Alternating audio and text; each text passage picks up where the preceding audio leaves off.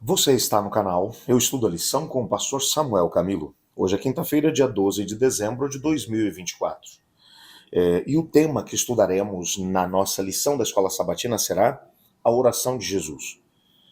O texto base para o nosso estudo é João capítulo 17. Nós vamos ler a partir do versículo 20, que diz especificamente o seguinte: Minha oração não é apenas por eles, rogo também por aqueles que crerão em mim e por meio da mensagem deles, para que todos sejam um, Pai, como tu estás em mim e eu em ti. Que eles também estejam em nós, para que o mundo creia que tu me enviaste. Você já deve ter percebido que o nosso tema de hoje está centralizado na oração feita por Jesus, lá no finalzinho desse último discurso dele, no capítulo 17. Essa oração do capítulo 17 é uma oração fantástica, cujo tema principal é o tema da unidade. A unidade, a mesma unidade que Cristo Jesus experimentou com o Pai, que os discípulos também pudessem experimentar com ele através do Espírito Santo. Como é que isso é possível? Bom, é isso que a gente vai tentar responder no nosso estudo de hoje. Aguenta firme, que daqui a pouquinho a gente volta.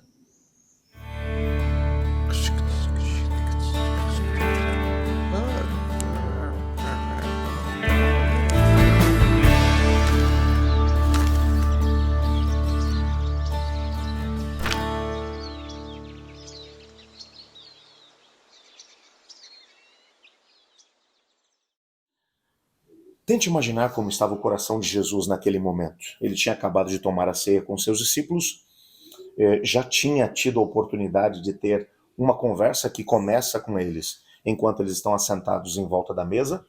Na sequência, eles se levantam e começam a caminhar em direção ao Monte das Oliveiras. Eles saem do cenáculo, passam pela cidade mais baixa, vão descendo até o Vale do Cedron, sobem a encosta até chegarem ao Monte das Oliveiras. Provavelmente foi exatamente ali, no Monte das Oliveiras, já chegando no Jardim de Getsemane, ou talvez até dentro do Jardim de Getsemane, dizem alguns teólogos, que Jesus Cristo reuniu seus discípulos e orou por eles. Tente imaginar quanta emoção estava no coração de Jesus. Dentro de mais alguns minutos, ele começaria um processo de angústia tremenda de alma que ele experimentaria por causa do peso dos pecados da humanidade que seriam colocados sobre ele ainda naquela noite. Ele sabia que naquela noite mesmo ele seria traído por Judas. Aliás, ele já tinha mencionado isso no próprio contexto da ceia. Judas já tinha saído e naquele momento, enquanto essa oração acontecia, Judas estava tratando com os sacerdotes e os sacerdotes estavam reunindo uma turba para ir prender a Cristo Jesus.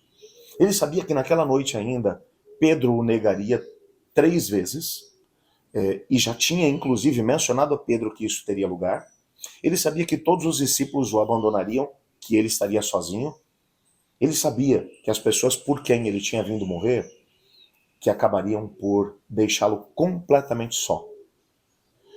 E agora, antes que tudo isso acontecesse, ele vai fazer uma coisa extraordinária. Eu imagino que a maior parte de nós, se tivesse que enfrentar uma situação como essa, nós o faríamos de uma forma completamente diferente.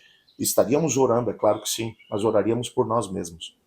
Nós pediríamos nesse caso, que o Pai nos desse a força necessária para podermos enfrentar aquele momento de prova, para permanecermos firmes. E Jesus faria isso mais adiante.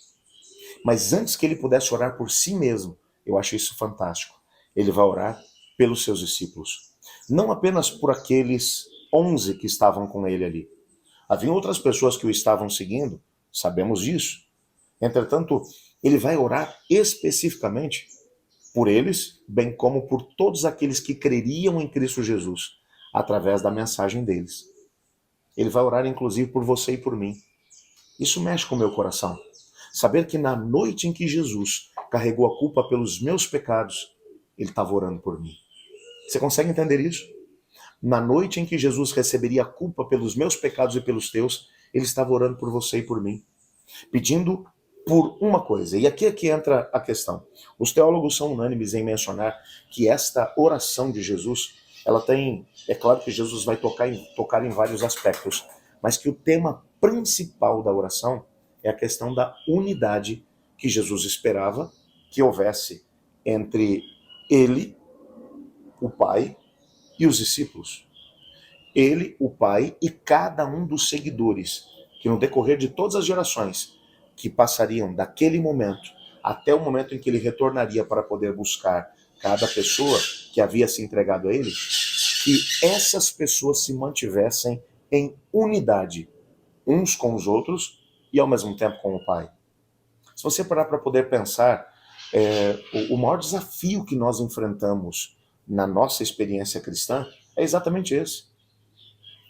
A vida acaba se tornando tão corrida, são tantas as demandas que pedem pela nossa atenção, que a gente é tentado todos os dias a correr de um lado para o outro para tentar conseguir resolver as nossas pendências, e esse contato especial com Cristo Jesus acaba sempre ficando em segundo lugar. Essa conexão buscando a presença do Pai, às vezes acaba ficando em segundo lugar.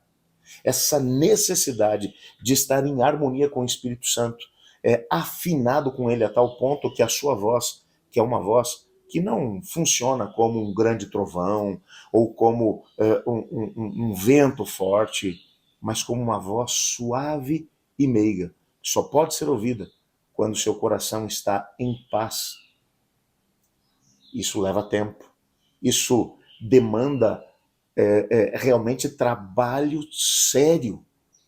Sabe, eu vejo muitas pessoas piedosas que gastam um tempo significativo tentando de alguma forma, através das suas obras, agradar a Deus, ou tentando, através das suas obras, vencer o pecado, e tem uma vida cristã tão árdua, quando na verdade a grande luta que nós somos chamados a travar é a luta pela unidade. É a luta pela comunhão diária.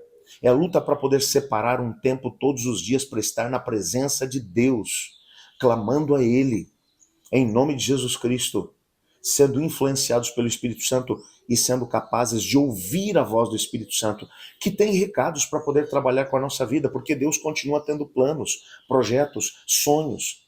Qual é o papel que Ele espera que nós desempenhemos enquanto caminhamos na vida cristã? Para saber disso, nós temos que estar em íntima conexão com Ele. Senão, pode ter a certeza que a gente vai acabar fazendo muita bobagem no decorrer do caminho.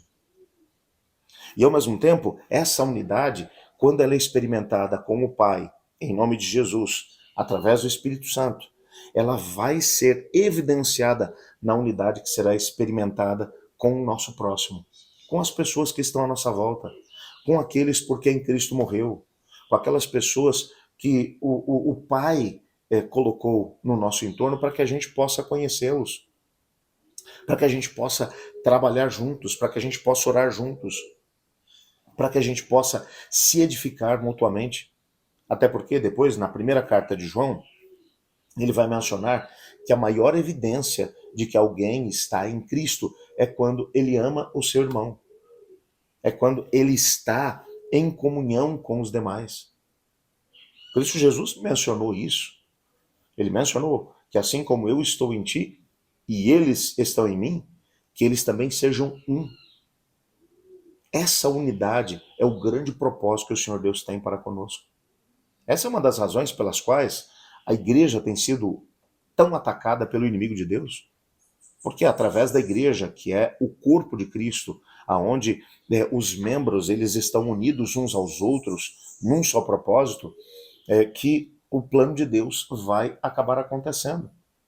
Não existe essa história de eu me entrego a Cristo, mas não quero saber da igreja.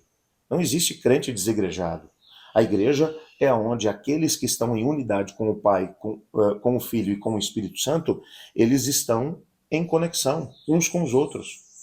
Se eu estou conectado com Deus, o Pai, se eu fui salvo por Cristo Jesus, se estou sendo influenciado pelo Espírito Santo, então eu vou me unir àqueles que estão passando pela mesma experiência, porque o Espírito de Cristo estará habitando em mim. Essa é uma evidência de que cremos no Senhor. Por isso, a oração de Cristo deve ser a nossa. Pai, assim como eu estou em ti, que eles estejam também em nós. Faça com que nós tenhamos a oportunidade de ser um em Cristo Jesus. Aliás, vamos orar por isso? Senhor Deus, Pai amado, muito obrigado pela experiência da salvação em Cristo Jesus.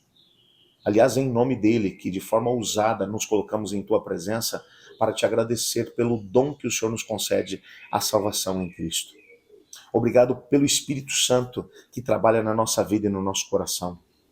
Ajuda-nos a podermos dedicar tempo para ouvir a voz do Espírito Santo e sermos influenciados e transformados por ele. Mas ajuda-nos também a sermos uns com os outros, assim como Cristo Jesus é um contigo e com o Espírito. Nos colocamos em tuas mãos e pedimos que essa seja a nossa realidade. Em nome de Jesus. Amém. Eu estudo a lição e você?